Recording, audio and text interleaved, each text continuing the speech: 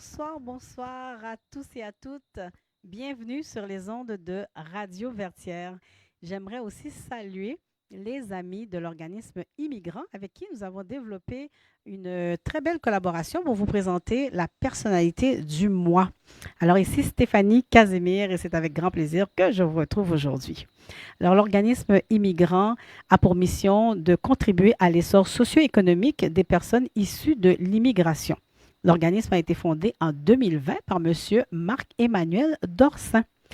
Alors, le mois dernier, je vous ai fait découvrir vraiment l'impressionnante Iseline Gandao, femme d'affaires émérite. Et aujourd'hui, je vais vous amener dans l'univers d'une autre entrepreneur qui ne laisse pas indifférent parce que vraiment, c'est une femme. D'abord, je l'aime beaucoup, je la connais personnellement et elle nous fait voyager à travers les chaudes saveurs des Caraïbes et par son doigté, son savoir-faire, elle vient titiller nos papilles gustatives. Donc, sans plus tarder, j'aimerais dire bonsoir à notre très chère Marie-France Sévère. Bonsoir, Stéphanie. Comment ça va aujourd'hui, Ça Marie-France? va bien, merci. Alors, Marie-France, tu es propriétaire du restaurant Bouillon de Saveur Exact. et tu offres aussi des services traiteurs. Oui.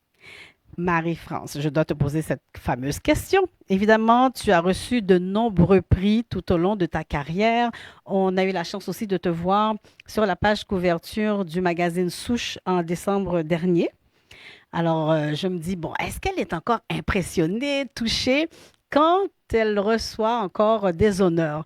Alors, pour toi, ça représente quoi d'avoir été choisie personnalité du mois de l'organisme Immigrant? Je prends le temps de saluer tout le monde qui nous écoute et merci à Immigrants de m'avoir choisi. Oui, ça me fait encore chaud au cœur de recevoir des marques d'attention, de recevoir des mentions. Ça vient vraiment m'encourager parce que le milieu de la restauration, ce n'est pas évident, ce n'est pas facile. Et à chaque fois que je reçois ces prix-là, c'est comme un petit clin d'œil pour dire, OK, tu Mhm. es sur la bonne voie, c'est apprécié, continue comme ça, c'est toujours très apprécié. Mais oui, c'est une très belle reconnaissance d'ailleurs. Alors, Marie-France, il faut dire que rien ne pouvait... de- en fait, il n'y avait pas grand-chose qui ne pouvait te faire penser ou croire qu'un jour tu serais dans le milieu de la restauration parce que tu étais directrice de crédit d'une grande entreprise de production en Haïti. Alors, raconte-nous un petit peu ton aventure. Comment es-tu passée de directrice de crédit à la femme d'affaires que tu es en restauration? Au fait, moi, je ne savais même pas que j'avais des talents en Mhm, cuisine ou que j'avais cette passion-là en moi. Puis c'est par pur hasard, à un moment donné, il y avait un besoin là où je mhm, travaillais. Mais il faut que je te dise, Stéphanie, je suis un entrepreneur dans l'âme. mhm. Donc, j'aime toujours ça, avoir des petites choses à côté. Je fais toujours quelques affaires à côté de mon travail à temps plein, de gérer ma famille et tout. Et c'était par pur hasard, là où je travaillais. On était à Tabar, donc on était un peu loin du centre-ville. Mhm. Et quand il fallait manger sur l'heure du dîner, c'était difficile. Donc on avait un traiteur qui venait et à un moment donné, il ne pouvait plus venir. Mais vu que je suis toujours dans toutes les sauces, c'est moi qui prenais les commandes, qui Sans mauvais coordonnais jeu de mots, hein, dans toutes les sauces. dans toutes les sauces. Donc oui, j'étais là, je travaillais, j'avais mon équipe et tout. Mhm. Mais écoute, j'étais là, je prenais les commandes, je coordonnais avec le traiteur. Puis à un moment donné, elle ne pouvait plus venir. OK. Donc là, quelqu'un m'a conseillé, mais pourquoi tu ne le fais pas? Tu connais déjà la routine. Donc juste pour dire que c'est par pur hasard. Donc là, j'ai monté mon équipe et on a commencé, c'est de là que j'ai commencé dans le milieu de la restauration. Mhm. J'ai appris sur le tas. Mhm. J'ai vu dans le passé ma grand-mère qui avait déjà un restaurant. Donc, j'ai appris sur le tas et voilà, je Mhm. me suis retrouvée à un moment donné dans le milieu de la restauration. Mais c'est quand même particulier. Et tu as donc carrément abandonné ta première carrière pour te dédier Oui, totalement à la restauration. Au début, non. Au Mhm, début, quand j'ai commencé en Haïti, mais j'ai gardé mon poste de directrice mhm. et je le faisais. Je faisais plus la coordination, donc j'avais mon équipe qui était là OK. et je continuais à coordonner. J'ai abandonné ma et j'ai abandonné, j'ai laissé mon travail pour me consacrer entièrement dans la restauration en 2020. En 2020? 2020, oui, Oh, OK, en c'est 2020. tard quand même. Oui, c'est Donc, tard. en arrivant ici au Québec, tu En as arrivant, continué oui, à oui, travailler. OK. oui. Mais avant, avant de prendre l'avion vers le Québec, pendant combien d'années tu as travaillé un petit peu dans la restauration en Haïti? En Haïti, environ 5-6 ans. Mhm. Oui, 5-6 ans. OK, En parallèle avec mon emploi. avec ton emploi. Oui. Et donc, tu es arrivé ici en 2008, pour Oui. notre plus grand bonheur d'ailleurs. Tu as commencé le service traiteur en 2015. Par la suite, en pleine pandémie, en 2020, tu as décidé d'inaugurer un restaurant créole qu'on connaît maintenant sous le nom de Bouillon de Saveur. Pourquoi de service traiteur a finalement ouvert un restaurant? Parce que c'est quand même tout un défi, gérer un restaurant. Oui, c'est un grand défi. Quand j'ai commencé tranquillement le service de traiteur, et là encore, je le faisais en parallèle, Mhm. il y avait la famille, il y avait le travail à temps plein. Et ici, on a moins d'aide, hein. Oui, Donc, contrairement en Haïti où j'avais une équipe dès le début, donc c'était un petit peu plus difficile ici. oui. Et j'ai commencé tranquillement comme ça. Et à un moment donné, je chevauchais entre le travail, la famille, le traiteur la fin de semaine. Et à un moment donné, je me suis dit, j'ai besoin de faire un choix. Oui, Parce qu'à force de courir partout, je ça ne me devient sentais essoufflant. pas efficace Oui. dans tout ce que je faisais. Et puis, plusieurs situations se sont passées au travail et tout. Et à un moment donné, j'ai pris ma décision que je vais y aller avec ma passion. Mais comment as-tu vécu cette transition? Parce que c'est quand même pas facile quand on a une sécurité et j'imagine que tu devais aimer ton travail aussi. Oui, oui. Donc, de prendre cette décision qui, quand même, comporte un certain risque, hein, parce que tu à temps plein Mhm. comme entrepreneur, c'est pas de la petite bière, comme on dit. Alors, comment ça s'est passé pour toi, la transition? J'ai préparé cette transition-là. Mhm. Je n'ai pas sauté dans le vide. J'ai préparé cette transition. Je l'ai planifiée avec ma famille. Donc, on a mis on a fait le bilan. On s'est OK. dit, voilà ce qu'on peut faire, voilà ce qu'on ne peut pas faire. Et en même temps, j'ai été chercher de l'aide aussi Mhm. auprès d'entreprises, auprès d'autres entrepreneurs. J'ai été chercher des conseils. Donc, je l'ai préparé, cette transition-là. Mhm. Oui. Et tu as pu continuer en parallèle à offrir le service traiteur.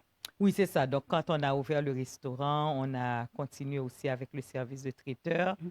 Et ce qui a beaucoup aidé aussi quand j'ai ouvert le restaurant, c'est que ça faisait déjà 5 ans que j'étais en train de bâtir une clientèle. Mhm. Donc, la clientèle du service traiteur a tout de suite suivi et ça nous a beaucoup aidé. Et si je peux me permettre, qu'est-ce que tu préfères entre, disons, servir lors de grands événements, service traiteur ou bien la restauration?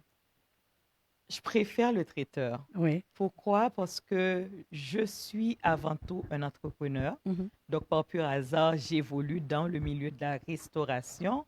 Mais ce que j'aime, c'est créer. Et je trouve au niveau du service de traiteur, j'arrive à me surpasser, à créer, à sortir de la routine. Mhm. Donc, chaque événement peut être différent. Donc, Oui. Les gens demandent aussi des mets des mets qui, variés qui sortent de voilà, l'ordinaire, alors que le voilà. restaurant, j'imagine que les clients aiment bien la routine, ils aiment arriver, avoir leur C'est sécurité, ils ça, ont c'est leurs petits ça, plats c'est habituels. ça. Oui. Donc, ça, c'est comme, il y a toute la manche à suivre, il y a Mhm. tout ce qui, mais c'est toujours la même chose. Mhm. Donc, ton plat de griot, c'est toujours la même chose. Ton plat de poulet, c'est Mais, toujours la même mais chose. on offre autre chose. Justement, parlons-en. Parce que dès qu'on parle de cuisine des Caraïbes, cuisine créole, haïtienne, on parle toujours du plat griot, griot. Mais je me souviens, il y a plusieurs années de cela, j'avais un ami qui me disait que sa maman aussi était dans la restauration et il a commencé à me parler de certains plats. Je fais, ah bon, pourquoi on ne sert jamais ces plats-là? En Haïti, j'avais goûté à la pintade, etc. Donc, qu'est-ce qui fait qu'on reste toujours dans le griot, le poulet, légumes et tout ça, alors que je sais que la cuisine haïtienne des Caraïbes est beaucoup plus variée? Mhm. Oh, je pense deux facteurs peuvent. Il y a peut-être deux facteurs Mhm, qui fait qu'on reste beaucoup plus dans tout ce qui est plus facile. mhm, Donc, il y a le temps de préparation et le coût aussi de la matière première. Donc, par exemple, si on va vers la pintade, le canard, mhm, oui, c'est des protéines qu'on retrouve dans notre cuisine, mhm. mais qui sont très dispendieux. Oui. Donc, mettre ce plat-là tous les jours sur le menu, Mhm, donc c'est un peu dispendieux et ça prend aussi une préparation qui est un peu plus... mhm. Mais lors d'occasions spéciales, par exemple, pour faire Donc, découvrir autre voilà. chose, une autre facette Voilà. de la Donc, ces cuisine. plats-là, Mhm, le plus souvent, c'est plus en demande dans le service de traiteur. mhm, Donc, des fois, la personne va te dire, OK, j'aimerais avoir ça, ça, ça. J'ai déjà, en service traiteur, préparé de la pintade, préparé du canard, mhm. préparé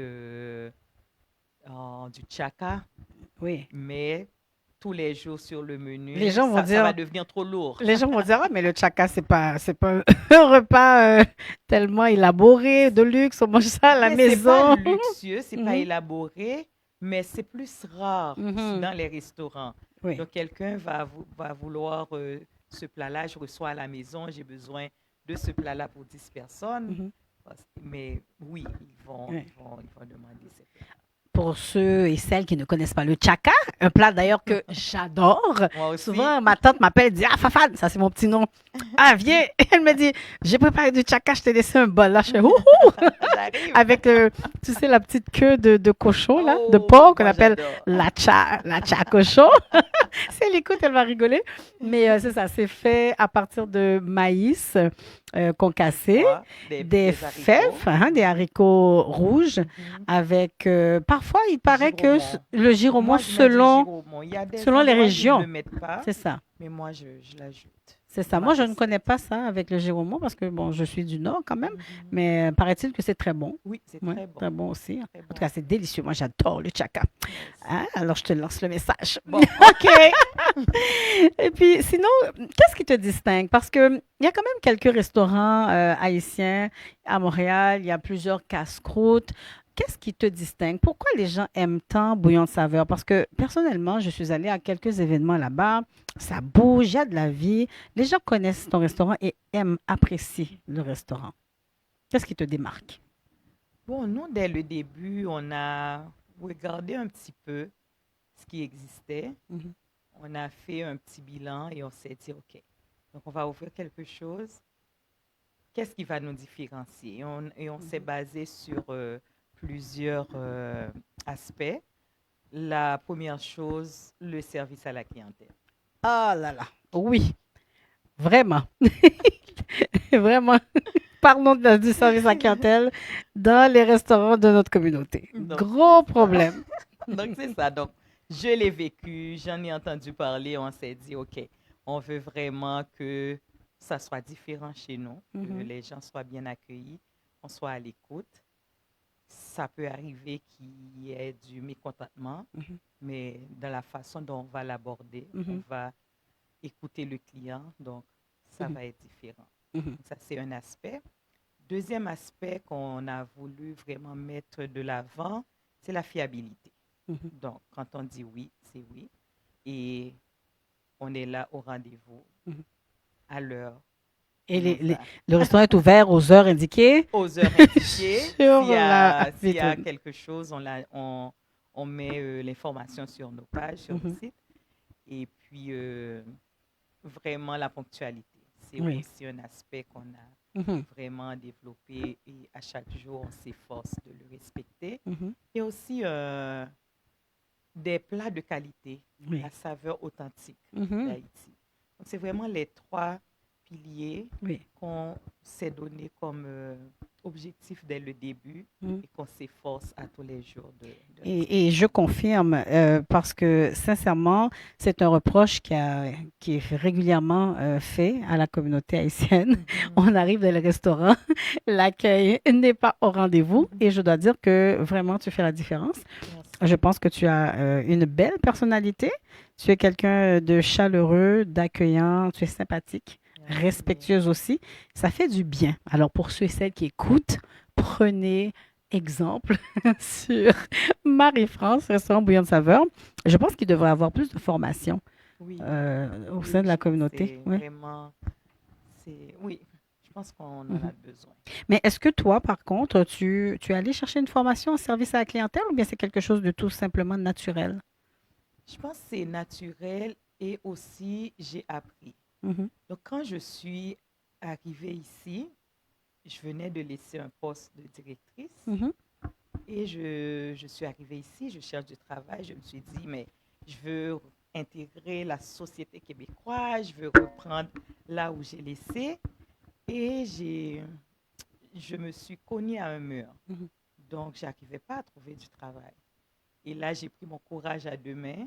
J'ai recommencé au bas de l'échelle. mhm. J'ai été chercher une formation comme adjointe administrative. OK. Et là, j'ai commencé à travailler. Et par la grâce de Dieu, j'ai pu trouver du travail dans de grandes chaînes. Oui. Je travaillais à un endroit et on recevait les fleurons de l'économie québécoise. Wow. Donc, je parle de M. Pierre-Carl Pelado, Mhm, je parle de M. le maire. mhm, Donc, on les recevait, ils étaient tous sur notre CA. mhm, Et moi, j'étais toujours à l'accueil, donc je les avais tout le temps au téléphone. mhm, Je les avais devant moi. On préparait des galas pour eux. J'ai appris ce mhm. service à la Tout clientèle-là, le protocole tout qui le vient avec ça. protocole, Mhm, comment on reçoit ces gens-là. mhm. Et je peux dire que Dieu me préparait pour mon entreprise aussi. Sans le savoir. C'était Oui. dur pour moi Oui. d'être adjointe administrative, de directrice à adjointe administrative, Mhm. mais j'ai compris avec le temps que j'étais aussi en formation. Tout à fait. Et aujourd'hui, tout ce que j'ai appris, je peux non seulement le mettre au service de mon entreprise, Mhm, mais aussi former mes employés par rapport à mhm. ce que j'ai appris. Oui, comme on dit, l'humilité précède la gloire, n'est-ce pas? Amen. Amen. Et parlant d'employés, ton entreprise est une entreprise familiale. Je crois que tu as une fille Mhm. qui travaille aussi avec toi. Ta fille a aussi travaillé pour certaines chaînes, donc de grandes entreprises où elle-même a Elle a été appris formée, elle a aussi, appris elle a été aussi. formée Donc, ça a aussi. été quand même un bon soutien pour toi. Et oui, donc Mhm, on est les deux qui faisons la formation pour les employés. mhm. Elle a travaillé pour Lululemon, elle a Oui, travaillé pour Subway. Donc, c'est tous des entreprises où un service à la clientèle est vraiment mis de l'avant. oui. Donc, on est une entreprise familiale, mais pas 100% familiale. Mhm, On a des gens qui ne sont pas de la famille, qui travaillent aussi dans l'entreprise. Mais le climat, on mhm. veut que ce soit un climat où les gens se sentent bien, Bien et bien accueilli. bien accueillis. Tu as parlé de formation, Marie-France. Je crois que c'est quelque chose aussi qui est tout à ton honneur parce que souvent, on se rend compte que les gens stagnent. Ils ont leurs entreprises. C'est sûr que c'est très exigeant, c'est demandant. On n'a pas toujours le temps, Et, l'énergie, les capacités non plus. Mais c'est quand même une bonne chose que tu sois allé chercher un peu plus. mhm. D'ailleurs, tu es allé chercher une formation, un DEP en cuisine française. Oui, Mhm. Pour oui. quelle raison c'est important pour toi d'ajouter cette corde à ton Mm. arc? C'était, c'était c'était une petite couronne de moi à moi. Mhm. Donc, pour moi, c'est un vieux rêve, un rêve que je voulais Mhm. tellement réaliser. Et puis, à chaque fois, je cherchais des formations à temps partiel. Il n'y en avait pas. En cuisine, il n'y a pas vraiment Mhm. de formation à temps partiel. Et puis, quand mes enfants sont rendus grands, je travaille à temps plein dans mon entreprise. J'ai des employés qui peuvent me remplacer. À un moment donné, j'ai pris mon courage à deux mains. J'ai Mhm. dit, je retourne aux études. Donc, avec le restaurant, le traiteur et tout ce qu'il y a autour. Donc, j'ai pu terminer mon DEP Ça, et je c'était en me, 2024. en 2024-2025. 25. Mhm. Et je me suis dit, tant qu'à y être, allons encore plus loin. Mhm. J'ai aussi fait l'ASP qui a duré 6 mois aussi à temps plein. Donc, OK. un bon 1 an et demi de formation et j'en En, suis en tellement restauration. en restauration. OK. En restauration. Wow, c'est extraordinaire. Et comment arrives-tu à intégrer justement la cuisine française à la cuisine créole? Ou est-ce que tu gardes ça seulement pour le service traiteur? Au restaurant, dans le menu de tous les jours, non, Mhm. mais je l'intègre plus dans nos événements OK. et aussi dans le traiteur. Mhm. Donc, par exemple, quelqu'un va me demander des bouchées, mais je vais faire un mix cuisine créole Mhm. et quelques bouchées et de la cuisine française. Ou aussi dans nos événements, comme par exemple, on a fait un brunch récemment Oui, pour la fête des pour mères. la fête des Oui. mères. Je dis merci à tous ceux qui ont participé, qui ont aidé. Mhm. On avait un kiosque de préparation de œufs et de crêpes. Mhm. Donc, les gens pouvaient avoir des œufs plats, des œufs Donc, ils miroirs. faisaient Ils eux-mêmes leur propre... faisaient... Oh, c'est intéressant. Non, Mhm. on avait deux personnes qui OK. préparaient devant les gens. OK. Donc, on avait des crêpes. Mhm. Les gens pouvaient avoir des crêpes. Donc, tranquillement, Mhm. on fait un petit mix entre Mhm. la cuisine Mais française. c'est intéressant, je trouve que c'est original, ça sort de l'ordinaire, puis ça attire la clientèle aussi de faire les choses autrement. Et parlant d'événements, tu as plusieurs collaborations aussi. Mhm. Entre autres, je peux le nommer avec Montréal Love, qui anime de temps à autre, Quelques événements. avec des bands aussi. Oui. Mhm. Alors, Oui, donc pour nous, comme quelqu'un me disait récemment, j'ai l'impression que tu es nostalgique et mhm. que tu veux comme ramener tout Haïti. Haïti. Donc pour nous, c'est vraiment faire vivre une belle expérience à notre clientèle. Donc on organise plusieurs événements et on a beaucoup de collaborations aussi. On C'est a ça. un groupe aussi qui s'appelle Montréal Food Lover, Mhm. Montréal Asian Food Asian Food Lover. Lover, oui. On a beaucoup d'organismes aussi avec qui on fait des partenariats. Oui. Donc, pour nous, c'est non seulement de pouvoir nous intégrer dans la communauté, Mhm. aussi de redonner. Vous Oui. voyez, donc des fois, on donne des commandites. On essaie Mhm. de nous intégrer et aussi de redonner Mhm. à travers des partenariats et Mhm. des collaborations. Et justement, en parlant de commandite, tu es d'une grande générosité parce que ben, Marie-France, l'année dernière, était notre traiteur pour la fête des finissants de mon école et cette année encore.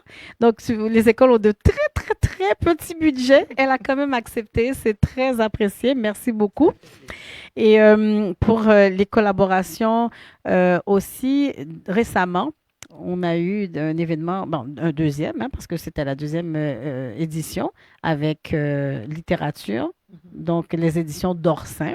Salutations à Monsieur Dorsin qui nous écoute, Allô. fondateur, allô, fondateur justement de l'organisme Immigrant. Donc l'activité littérature qui a rassemblé quand même une belle, un beau Ouais, grappin. c'était vraiment bien. C'était vraiment bien. La première édition, j'y étais. Il y avait une belle ambiance, un bel esprit. Et je crois que tu as contribué à ça, l'espace a contribué à ça. C'était très convivial, on a eu du plaisir, on a appris des choses. Les gens qui étaient là ne se connaissaient pas nécessairement tous, mais Mais en l'ambiance finale, était, c'est comme si on était tous des amis. c'est vrai, C'était fantastique, c'est vraiment. vrai. Alors, je vous encourage à suivre réellement la page de Bouillon de saveur pour savoir ce qui s'y passe. Et si vous nous écoutez de l'extérieur de Montréal, du Québec ou du Canada, si vous venez faire un tour à Montréal, alors passez par Bouillon de saveur, c'est un incontournable, n'est-ce pas? 22 91 Fleury S. Exactement. Donc, 2291 Fleury-Est, donc pas très loin du boulevard Saint-Michel. C'est quand même bien situé. Mhm. Marie-France, est-ce que tu as des projets pour Bouillon de saveur? Qu'est-ce qui te trotte dans la tête parce que tu ne restes pas en place? Ah oui, il y en a beaucoup et je dois me calmer.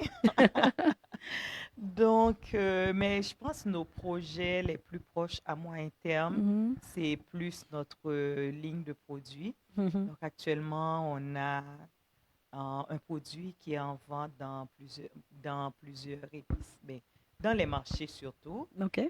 C'est la confiture de Chadet. Mhm. Donc, on l'a sorti sur le nom de Pure Délice de Yaya. Un petit clin Mm. d'œil à ma maman qui Qui s'appelle s'appelle Yaya. Yaya. Ah. Et on a la saveur confiture, confiture, excusez-moi, Shadek Shadek. et ananas. Uh-huh. Donc, un produit régulier et un produit moins sucré. Mhm. Et c'est dans ce sens-là nos projets à moyen terme. Donc, c'est de Mhm. continuer avec cette gamme-là de produits. Et bien évidemment, Bouillon de saveur qui va continuer à vous gâter, nos événements.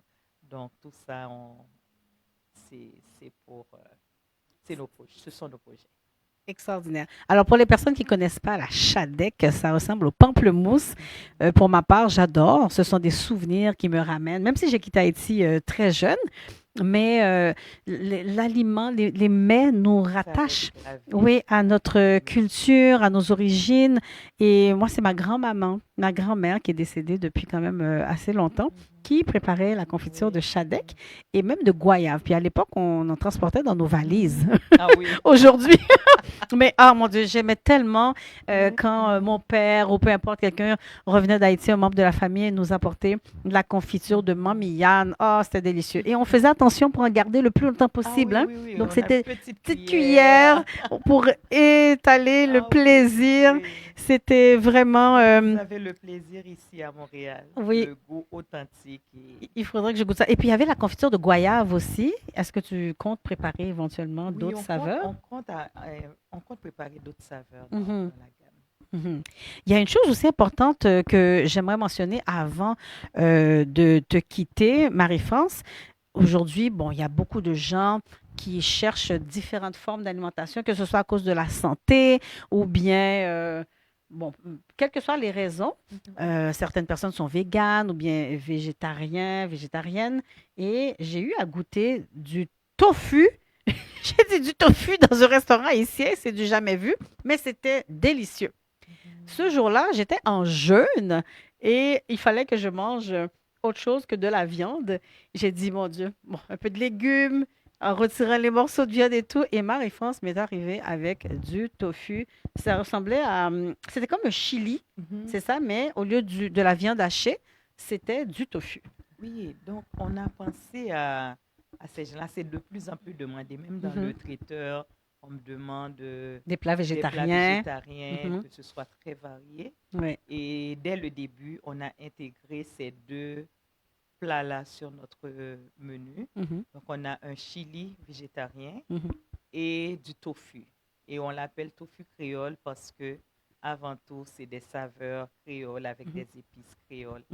Et un petit clin d'œil à ma fille, Jennifer, qui a préparé, c'est elle OK. qui a préparé, qui a fait les recettes. Mais le tofu créole, c'est en lanière, en cube? Comment c'est Le présenté? tofu, on les fait en cubes, En on les cube. fait mariner dans nos épices, grillés au four et après préparés dans une petite sauce créole.